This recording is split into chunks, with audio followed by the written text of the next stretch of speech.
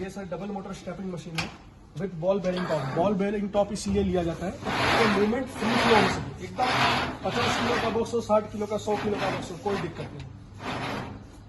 ये stepping machine पर trial हो रहा है।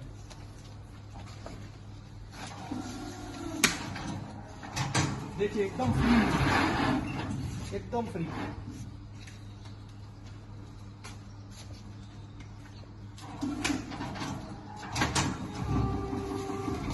एकदम फ्री।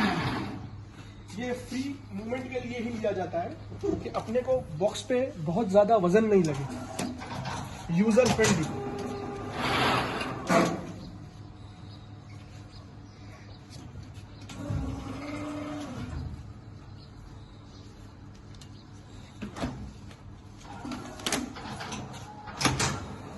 एकदम फ्री मूवमेंट वैसे,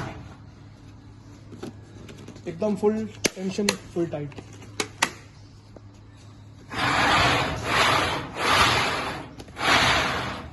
ये 30 किलो का बॉक्स है, देखिए